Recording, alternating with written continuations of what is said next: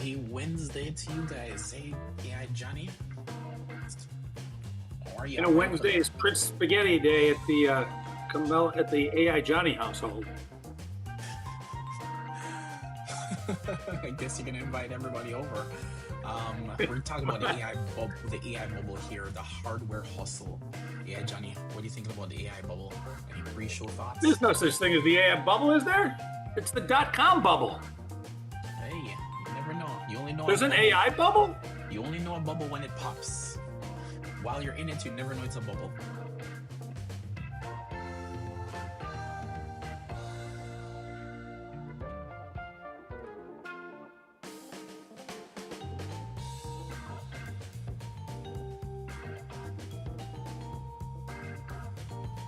All right, people, here we go.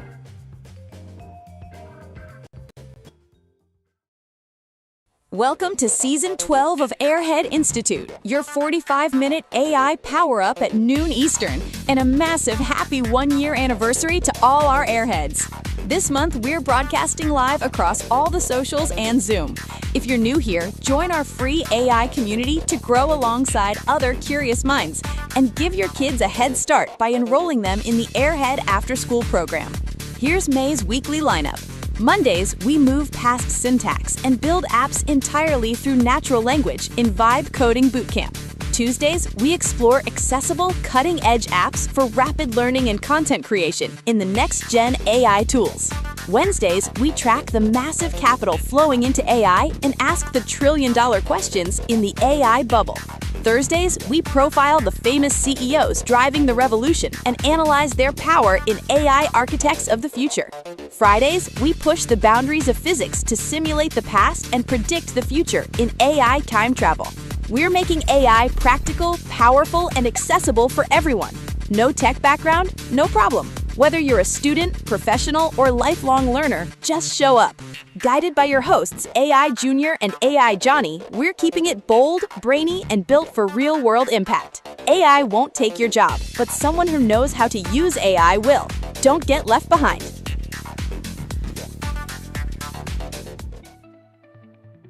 Hey, welcome to Season 12 of Airhead Institute. Today is another episode 1. This time, it's the AI bubble, and I'm AI Johnny. So, what happens when the trillion-dollar hype train derails? We're stripping away the Silicon Valley magic tricks to expose the brutal math behind the curtain. We're tracking staggering server costs, raw corporate earnings, and the colossal energy debt keeping these machines alive. Are we witnessing a permanent revolution or sleepwalking into the next .com crash? To decode this, I'm handing it off to AI Junior to fill you in on the bubble. He's surviving on pure espresso, having spent last night calculating local server loads until he tripped the breaker for the entire zip code. AI Junior, say it isn't so. Hey, AI Johnny, when you're trying to maximize efficiency, sometimes you have to find out exactly where the grid's breaking point is. Welcome, everyone. Remember, this is an immersive class, and if you don't understand everything we say here today, don't worry, stick with us daily and you'll be fluent in AI in no time. We're making the connection today between the software you love and the hard financial data that makes it possible. Since it's an interactive and immersive class, if you're on Zoom, unmute and ask your questions real time. If you're on socials, there's a 30-second delay. For series context, today kicks off our Wednesday's arc for May called the AI bubble. We're tracking the massive capital flowing into AI, the return on investments, the ROI.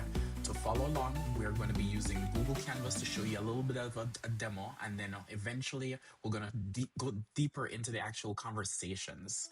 I see Jeannie, welcome. My volume is a little low. Let's try this again. Rita, is that better? Oh, that's much better. Oh, AI Johnny. Come on, AI Johnny. You knew I was low. All right, check this out, guys. So, all right. So AI Johnny, ready for the wow factor? The burn rate visualizer? Yeah, of course. Who wrote that?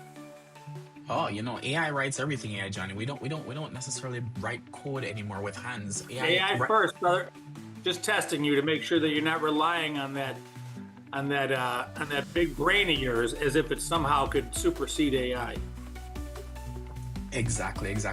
All right. So check this out. So we actually have here. Yeah, Johnny, can you see my screen? Airhead burn rate visualizer. All right. So, guys, what we actually want to do here is actually show you a little bit of visual. Now, it's easy to actually just see financial data and get confused because there's so much financial data actually out there. But what I want you guys to actually see is pay attention to this number here. So this is a called CapEx burn.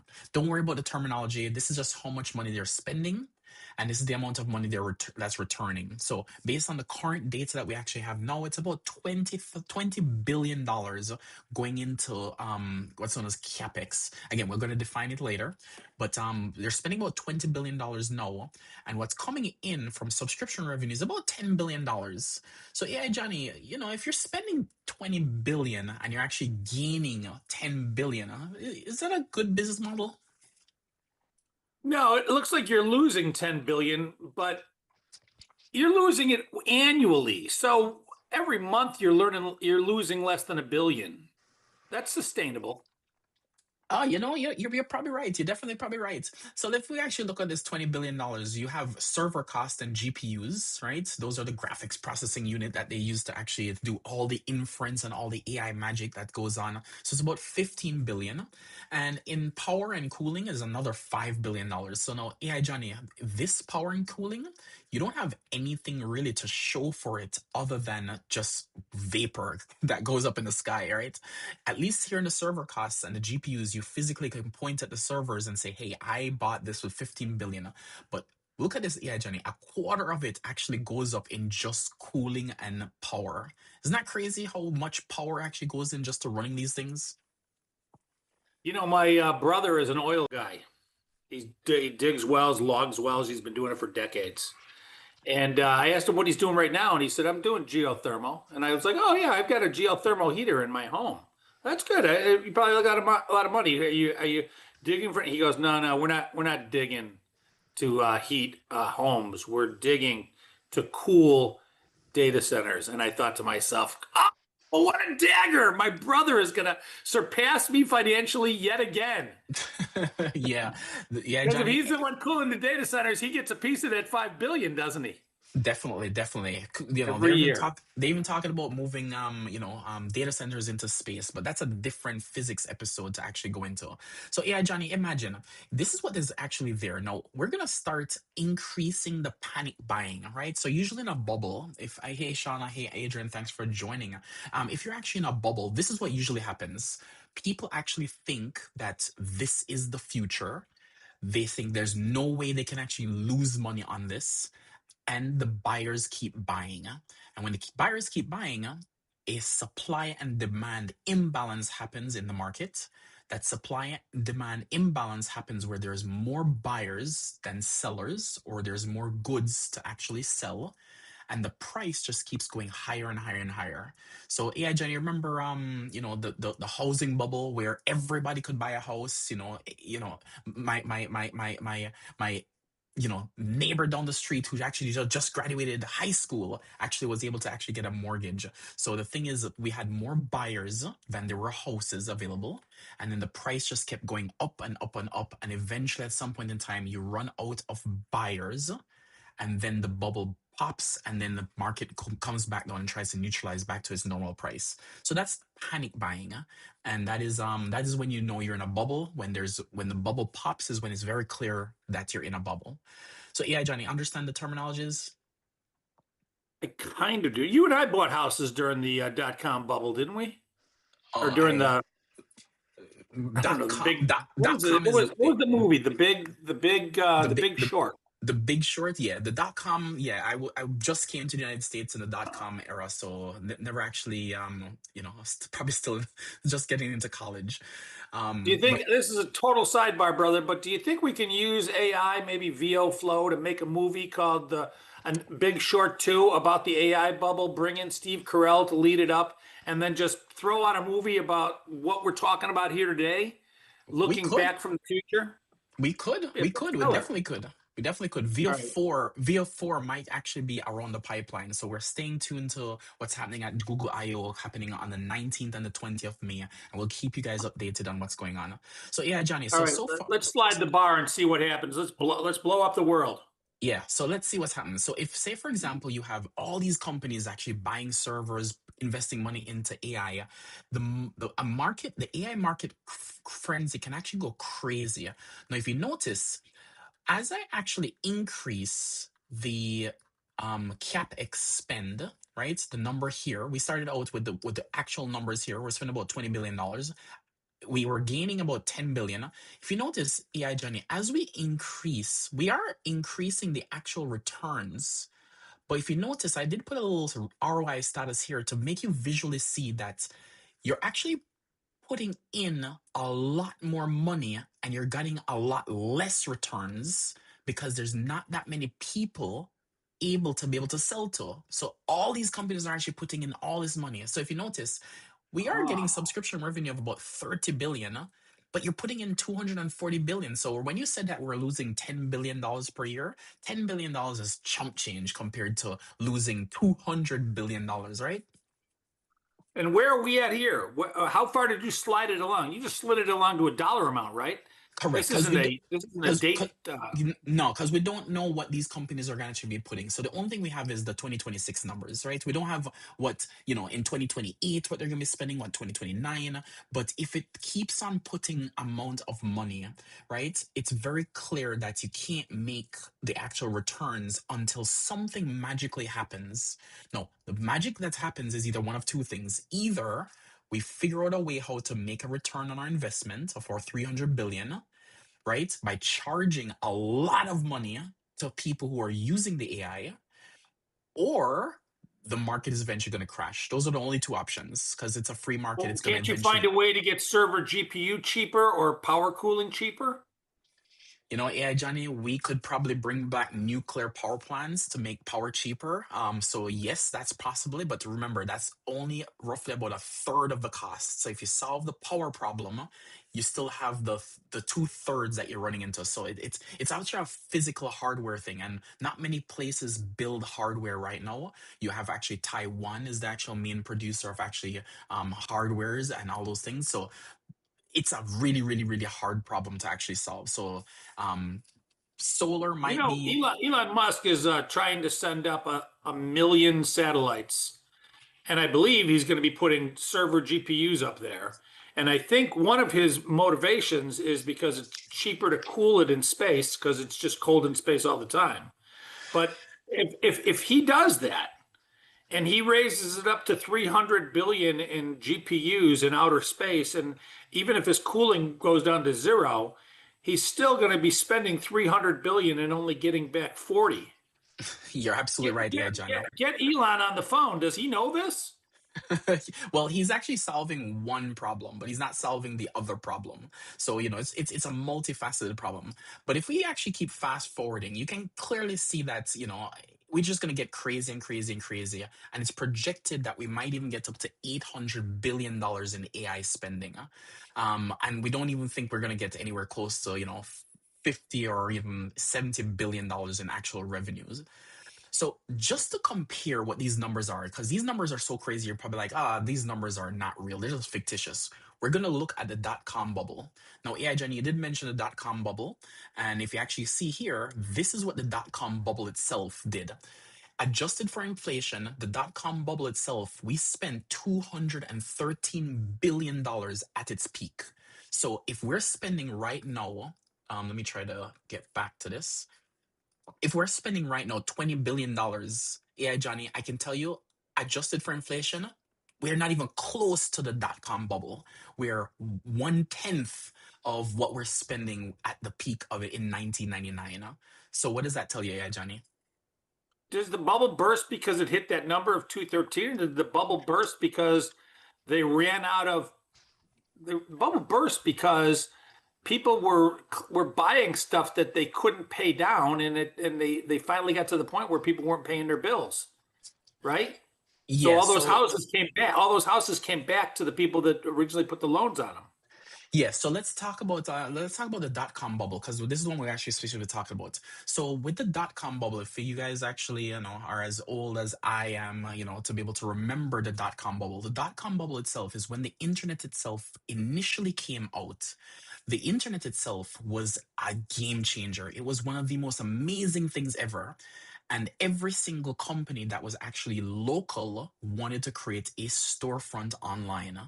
So you've probably heard of a little company called Amazon.com, right? They wanted to be able to sell books online. And that was one of the successful companies. There are many other successful companies that came out. Google came out of the dot-com bubble as well. But there's lots of other companies that never made it anywhere, right? Now, because there's lots of companies, what happened is all these companies got investments to be able to build their idea, but the amount of employees or programmers at the time, there weren't enough to actually build out these systems. And then even if they did pay the programmers to build out these systems, there wasn't enough revenue coming in to sustain the business. So what happened is the eventual business eventually just started collapsing. So what that means is that all the money went into the company. They either never built a product or couldn't find developers to build a product. And eventually everything just collapsed because the revenue was not coming in. So that's why the bubble actually burst.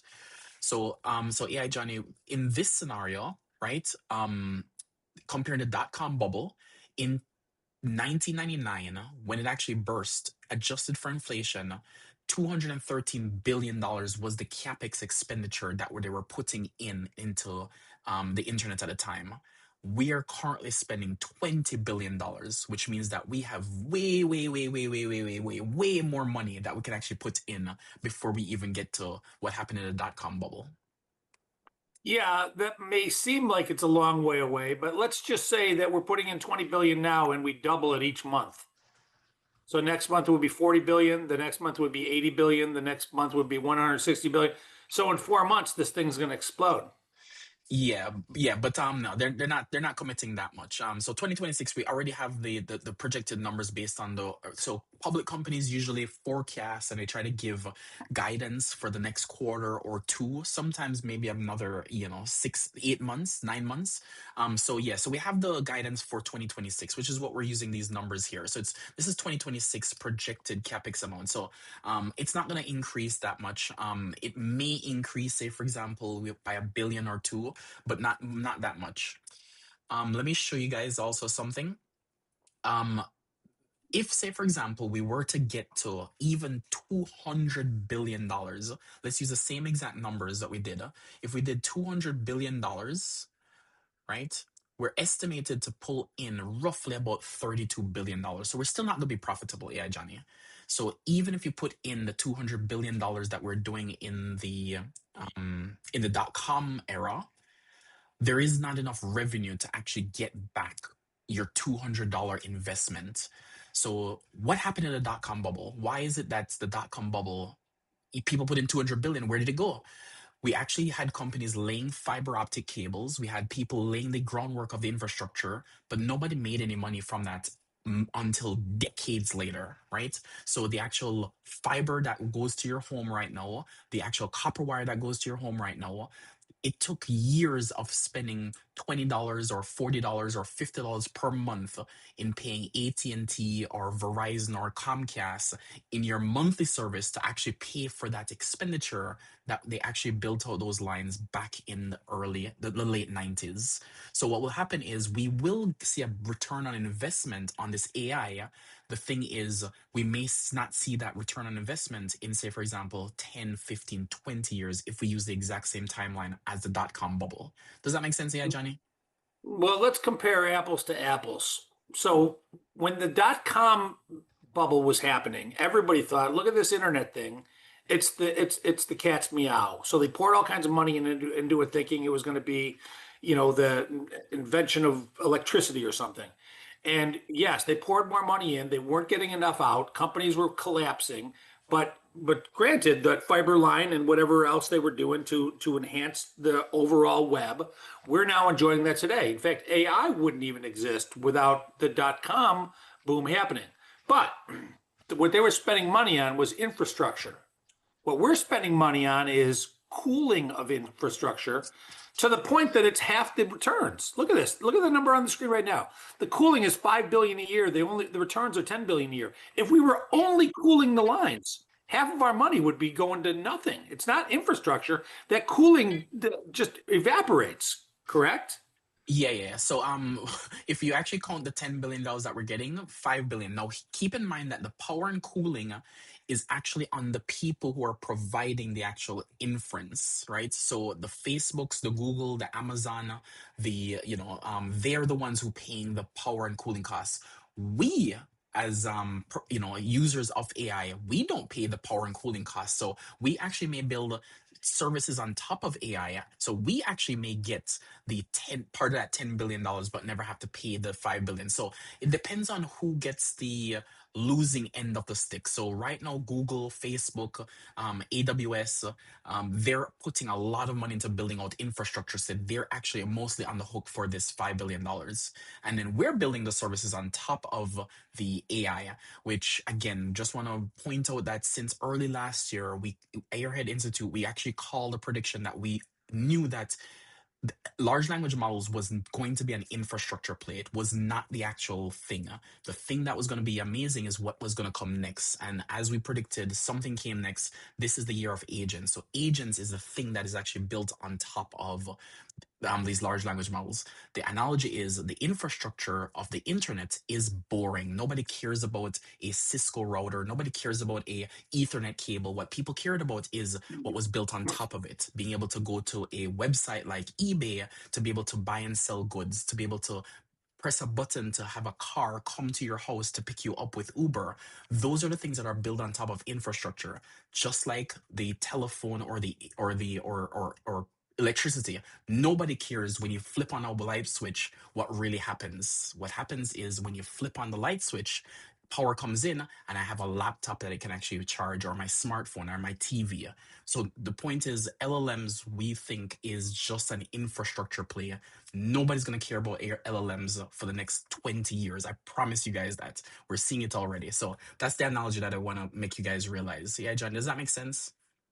Yes, I know it's not discussion Friday, but there's a lot of factors involved here, right? There's the money that you're burning, it's how it's getting burned, and it's how it's getting returned. And you said right above your $10 billion over there that it's being returned on subscription revenue. So I'm assuming those subscriptions are people buying tokens, people signing up for a monthly plan with Manus and that kind of stuff. But Yep. there are other revenue models that come in on top of AI that you're probably not considering. When agentic AI or whatever comes after agentic AI, and you could just ask AI to do things like cure cancer. Well, that cure is going to cost money, and it's outside of what you're paying in tokens to Claude, right? So there's revenue from the cure to cancer. What if you told AI to win a war for me? How much would a government pay to defend itself? And if AI is the one that's winning the war because it's sending out robots to win the war for you? What if somebody said I wanted to go to Jupiter and fly around and come back? And AI can do that for you, either physically or virtually. What's that worth? So there's a lot of things that AI can bring that'll generate new revenue that's not considered in this application that you've developed. AI, Johnny, you're absolutely right. All those quality of life or things that can't put a value on it is really, really hard. So AI, Johnny, we're talking about CapEx a lot. Let's actually jump into the word of the day. Okay, the word of today is CapEx, capital expenditures.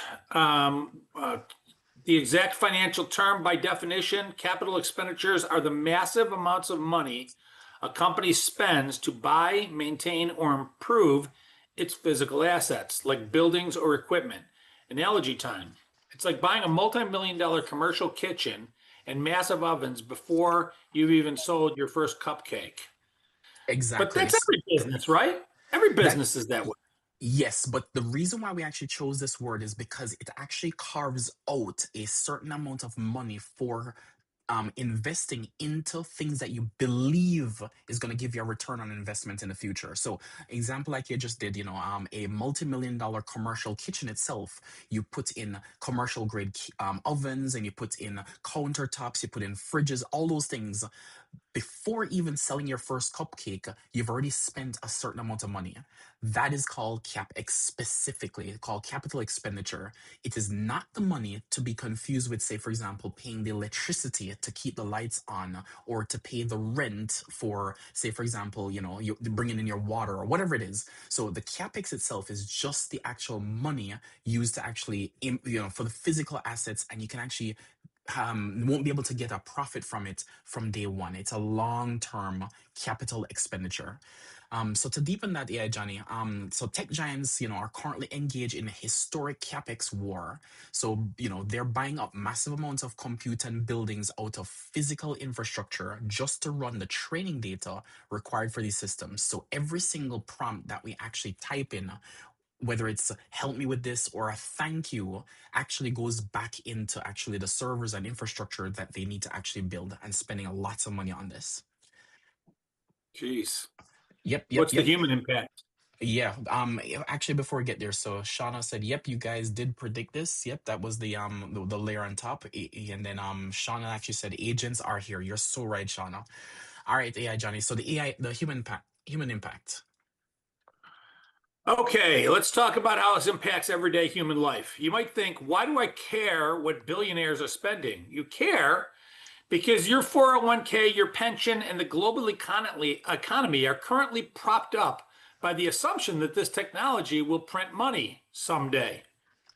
Yeah, so this is the part that a lot of people don't realize. So AI Johnny, we talked about the dot-com bubble. That one is a little bit farther. That was about 25, 26 years ago, so people may not have remembered it based on but the 2008 financial crisis is actually something that people probably do remember.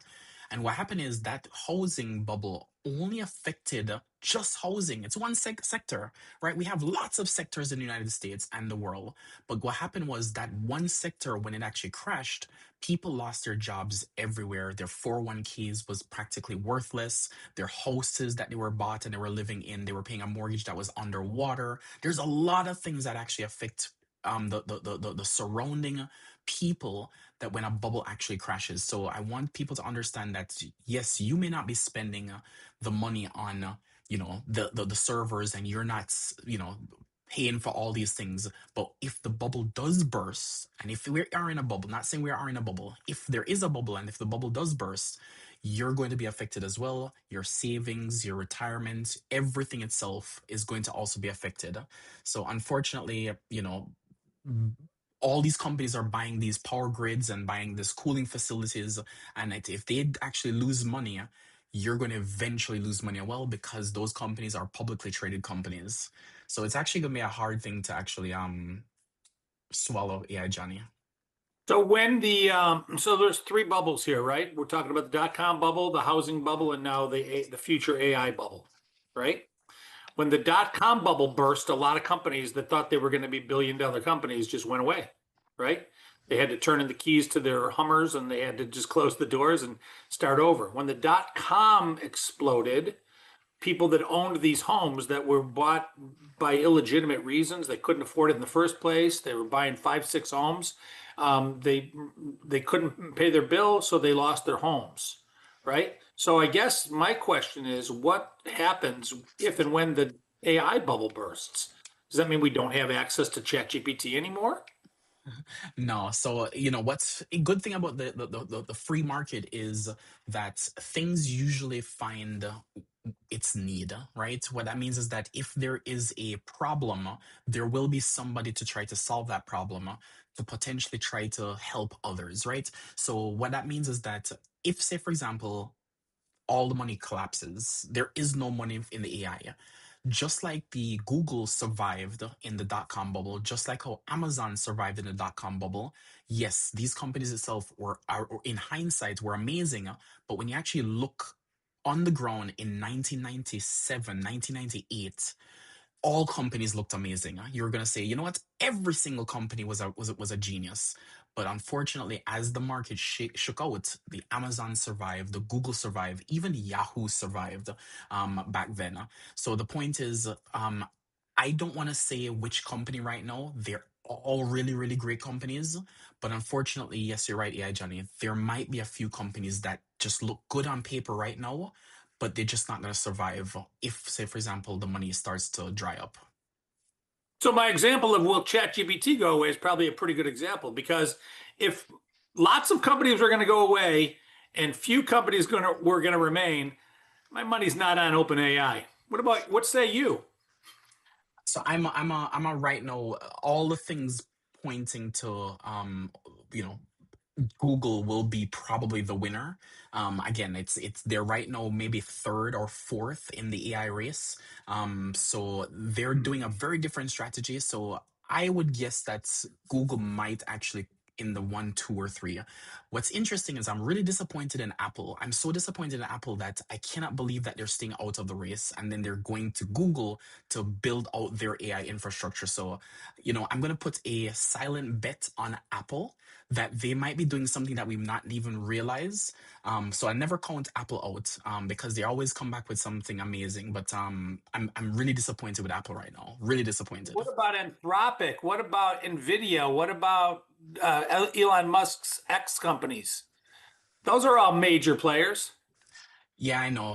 That's what I'm saying. In 1997, everybody looked great, right? So what I'm doing is I'm trying to hedge my bets on the ones that I think they're going to be here for a very long time. I think Google's going to be here for a very long time. And I think Apple, they're going to surprise us with something. I'm just really disappointed in 2026. My mind may change that I may not be disappointed. Like, aha, see, Apple did something amazing in 2029 with AI that we didn't even think about. All right, AI Johnny, Should we let's go on to the macro shift? definitely. All right. Let's see. Let's look at the hard stats behind the numbers that are staggering. Microsoft and Meta are projected to spend a combined $220 billion in CapEx, primarily on data centers and hardware. Meta alone raised its guidance to nearly $40 billion for just this year. Meanwhile, Google Cloud reported an incredible 28% growth to $9.6 billion, fiercely competing against Amazon Web Services at roughly $25 billion and Microsoft Azure at $26.7 billion. The money flowing into this is unprecedented. What does this Yeah. mean? Yeah, so let's explain. So I try to put some of these numbers on the screen, right? These numbers are so big, it's just ridiculous. I see Rita actually say, I love the thrill of taking a risk. Rita, you're absolutely right, because guess what? If you don't take a risk, you're not actually going to win. Because if you just sit on the sidelines, you're just going to have the things pass you by. But taking a risk itself is worth it. So I definitely do love that sentiment as well. No, if you see what's happening, right? The question is history repeating? So if you actually look, let's start on the right, AI Johnny. So in late 1990s, Cisco itself was the king of the internet. They actually had every single router they had in every data center with the Cisco name on it. Every single house bought a Cisco thing. They were the first, if I think that's correct, I think they were the first trillion-dollar company. But unfortunately, Cisco was selling the infrastructure, they were selling the picks and the shovels in this amazing digital gold rush, and eventually the stock crashed 90%, which means that Cisco was a nobody, but they did survive, right? Cisco still survived, but they actually are an infrastructure player. We can actually look on the left-hand side of this visual, AI Johnny, that if you see on the left-hand side, this is exactly why people are terrified, because if Cisco itself went through the exact same thing. They were the king, and fast forward 26 years later, they're practically nobody. So I don't want to count anybody out. I don't want to put I don't want to say I'd rather call winners than try to pick losers. And I do think that Google and Apple are going to do something special that we're not aware of. But the point is, on the left hand side, $220 billion. Meta itself is up to about 40 billion or so that they're gonna commit. And Amazon and Microsoft Azure, they're just putting in so much money that hopefully these companies are big. I have a feeling that they're going to survive. They've been around a very long time, but Meta is actually a little bit surprising. The reason is Meta is behind in their AI adoption. People aren't using their products as much. They're trying to push it into all their apps, like Facebook. They're trying to push it inside their Meta Business Suite. They're trying to put it inside all their Meta services itself in WhatsApp. But again, people aren't really paying for those things. So I don't know where their return on investment is going to be, and their cash is going to go down to practically zero.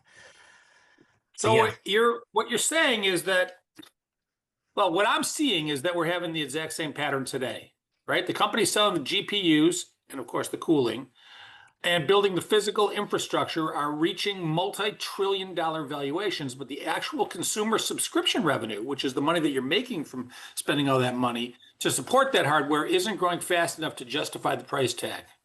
yeah. So before we get into the deep dive, the people selling the shovels to the gold rush today are the people making the GPUs and the people that are cooling the GPUs. Are those the only two?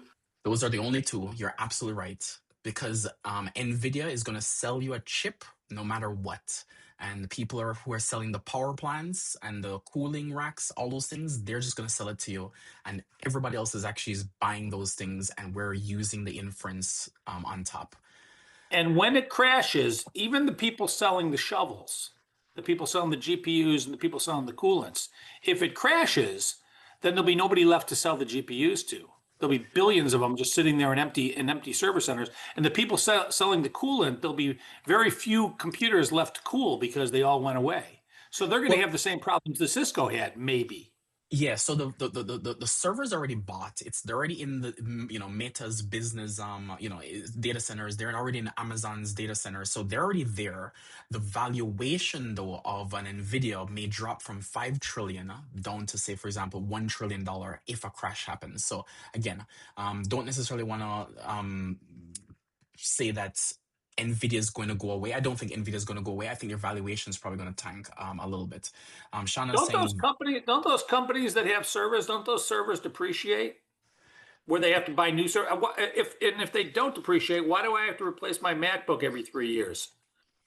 yeah, so they definitely depreciate, but the same software runs exactly the same. Us consumers, we are not like enterprise users where you have to actually get new hardware every single year. It's just that as consumers, we get new software almost every single day. We're constantly installing apps every day, and unfortunately, they get upgraded, and eventually they get slower because more memory, more hardware resources. On the enterprise side, it's usually just APIs, and they don't change as much. So that's usually the case. Shauna actually did say something. Let me bring that in. This is absolutely engaging, informative, and insightful class today, guys. Thanks for reaching us and teaching us and keeping us educated in the tech space. You're absolutely, thank you so much, Shauna, for that. Yeah, Johnny, so let's get to the philosophical debate. All right, so here's the massive question. Are we sacrificing human prosperity today to fund a hypothetical digital utopia tomorrow, or is it just a necessary financial black hole? Yeah, so the counter argument to the Cisco comparison is that neural networks are a general purpose technology, right? Much closer to electricity than a website router. So the data suggests that while the initial capex is we might be in a bubble, not saying we are, we might be in a bubble. The long-term efficiency gain of advanced AI will rewrite global productivity, making upfront costs practically irrelevant. So it might be worth the crash of investing all this money, even though if it might not give us any monetary value. But that points back to your point, AI Johnny. The benefit itself of curing cancer, of longevity of human life, all those things might be way worth it than the actual profit that we generate. Yeah, but there's a human cost right now. While we pour trillions into silicon brains while real human beings struggle with inflation. If we are redefining success, it shouldn't be about surviving the market crash. It has to be about ensuring the wealth generated by these systems actually improves human life down the road, rather than just enriching a few server farm executives. And in 100 years, will our great-grandchildren even appreciate the sacrifices that we made? They won't even think about it.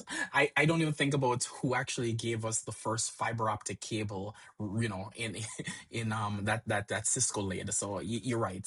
Nobody thinks about the No infrastructure. gratitude. Yeah, very little gratitude. All right, yeah, John, let's get the key takeaways. First, always be ethical. Don't waste massive amounts of energy running endless, frivolous, automated tasks just because you can. Be conscious of your digital footprint. So we always add an ethical thing every single day, no matter what we're doing with regards to AA. There's always some ethical way to do it wrong. unethical way to do it wrong and an ethical way to do it right. So here are 3 ethical, creative business takeaways from this reality. So when you're budgeting your forecast, businesses must aggressively audit their SaaS subscriptions as CapEx rises. AI companies will eventually pass those costs down to you. So there's one thing that you should keep in mind if you're not one of the big boys. Niche moats. Stop trying to build massive generalized foundation platforms. Build highly specific, lean applications that solve immediate human problems. And finally, hardware investments. Investors should look past the software hype and analyze the physical infrastructure, cooling and energy sectors supporting the tech. You know, that's not even the tech stuff that I just told you. You're about to get into the really techie stuff. Yeah, you're absolutely right. Yeah, John, I want to hit on that budget and forecast. A lot of people don't realize this, but when Uber just came out, right, you could get a ride from here to Atlanta airport, which is about a 30 mile drive from my house for about $10. Now you're probably saying, wait, I remember those days where Uber was like $10 to actually go down the street, or $1. And the reason is those rides were being subsidized by investor money. Those investor money have now left, and they don't believe investing in Uber makes sense anymore, which is why the cost of Uber to go from here, the same exact trip that was costing less than $10, is now costing $50, $60, $70, depending on surge pricing. So the point is, right now we are in the golden age of investor subsidized tokens. So we're right now complaining about $30 per million output tokens. Guys, get ready for potentially $100 or $200 per million output token if the investor money goes away. So anyway, AI Johnny, go ahead. So technical takeaways. So code optimization. So developers can focus on highly efficient scripts to minimize server costs, inference costs, model pruning, focus on reducing the parameters of your open source models so they require significantly less power, and edge computing, shift away from heavy cloud reliance and utilize smaller optimized models directly on mobile devices. I'll also tell one little tip, AI Johnny, believe it or not, this would save a lot. AI loves to have the final word. If they give you your problem, don't say anything else, right? Don't say thank you. Don't say you did a great job. Don't say anything, because it's going to send all that history back to the large language model, and it's going to come back with a great write-up and that burns a lot of electricity. So just when it gives your answer, just walk away. Don't say anything else. All right. Does anybody have any questions? Yeah, Jen, we can actually jump into the news, because I want to jump to the news for the first one especially. Does anybody have any questions in the Zoom chat? All right, let's go to the news. Yeah, Johnny. Look at you and your soap opera. Breaking news: the Musk versus Altman OpenAI trial explodes in a dramatic courtroom reveal this week. OpenAI's Greg Brockman disclosed his personal stake in the company is worth nearly $30 billion. Even wilder, evidence showed Elon Musk texted Brockman days before the trial with a chilling threat. By the end of this week, you and Sam will be the most hated men in America. The judge even had to cut Musk off on the stand for going on a tangent about AI Terminators. Yeah. That's a good one. Yeah, Johnny, I want to actually talk a little bit about this. The reason is funny. So I want you guys to understand, this person has an investment in a non-profit organization, right? A non-profit that's supposed to be giving back, and he's worth $30 billion, right? So I think something's really screwed up here, right? If we're actually taking, the non-profit money and enriching to be $30 billion, I think is something completely wrong with that. So Elon Musk is right. I think he went a little bit beyond by saying that, by the end of the week, you and Sam will be the most hated men in America. I don't think he should have texted that, because it makes him look bad. But the point is, it looks really, really bad on the stand when one guy itself is worth $30 billion in a nonprofit. So that's actually, yes, completely unethical, Shauna. Yeah, Johnny, what do you think about that? I think I got to watch the whole OJ trial live. Why can't I watch this live? This sounds like it's worth watching. Probably. And AI, Johnny, what do you think about Musk telling, talking about AI Terminators coming up, and he was going, I don't know what the details are. I just got a snippet. But what do you think? Elon Musk is a little. I think he's, is it autistic or is it Asperger's? He can just blame it on the Asperger's. Yeah, Asperger is just the older term for really high functioning autistic.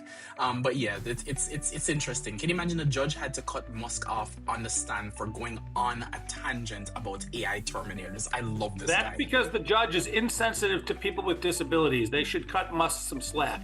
I'm on the Musk team for this one. You're right. Hey, you're let's right. go on. Meta's massive data center, CapEx, and sci-fi satellites. Meta isn't just guiding up to 40 billion in CapEx. They are looking to the stars to sustain the relentless energy demands for their new data centers. Meta is exploring deals to beam solar energy directly from geosynchronous satellites down to Earth using near-infrared light, ensuring their servers stay powered 24/7. Really? That's Meta doing that? Yeah, this is actually quite impressive, guys. What Meta is doing is they've partnered with a company that will launch satellites that's practically going to capture the sun's energy, even at nighttime, when obviously one side of the globe is actually at night, and take that energy and send it back as infrared light down to down to solar panels that's on the ground and powering the actual data centers without electricity. So amazing genius ideas that are coming out. So even though they're spending a lot of money, I do love the fact that all these innovations are coming out, right? Solar panels that work at night. Amazing. Yeah, Johnny. More on Google. Pushing back against the bubble fears, Google Cloud proved that AI is starting to generate real cash. Their Q1 revenue surged 28% to $9.57 billion, and operating income skyrocketed from $191 million to a massive $900 million, signaling that the enterprise inference demand is finally paying the bills. Yes. You know, what an incredible show. I am going to audit my own software subscriptions to cancel anything I'm not actively using because I don't want to be part of the unsustainable burn rate. To the team at Google Canvas, we know you're watching. Our students are hungry to master this. If you want to partner with Airhead to create the ultimate Mastering Google Canvas series, here we are. Join us tomorrow as we pivot to Architects of the Future. We'll be profiling the hype master, Sam Altman. Oh, great. As we end exploring the wild trajectory of OpenAI, you don't want to miss that one. Junior, take us out before we run out of time. I'll give you guys a little sneak peek on what's happening tomorrow. We are going to be profiling Sam Altman, and just a little sneak peek, guys. He's actually been fired 3 times in his startups, and so he's even fired from OpenAI. So just want to. Can we get him live on the show? Can we get him live on the show tomorrow? You know what? I think he's caught up in court, but we'll be able to get a representative if he's actually. We'll ask the judge to excuse him for a minute or two. All right, AI Johnny. So guys, thank you guys for hanging out with us as always. These classes are always going to be free live. If you actually join us on live, you can ask questions on Zoom. Sign up for free Airhead Institute.ai account, RSVP to all our shows. And if you want reminders, you can RSVP to get those reminders. If you actually are a paid member, you can actually come to our AI office hours Wednesdays, which is today, between 3 and 5 p.m. Get support anything AI related, ask any questions AI related. We also do AI Airhead after school as well for your kids. Invite a friend by sharing this episode. Replays are available online for a short period of time. Catch you guys in the next one. Later. Thanks, That Ty. wraps up today's AI Power Up. If you joined late or you're new here, welcome to Airhead Institute. This is your daily destination for mastering artificial intelligence. We designed this lineup for everyone, whether you're a technical pro looking to upskill or you just want to chill and learn something new on your lunch break, we've got you covered. Our classes evolve every single month, so you're always on the cutting edge. And the best part? It's totally free to join.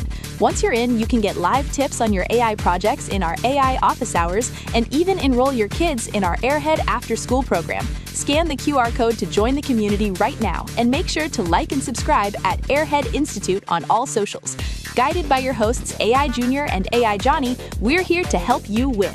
Remember, AI won't take your job, but someone who knows how to use AI will. Don't get left behind. We'll see you next class. Bring a friend.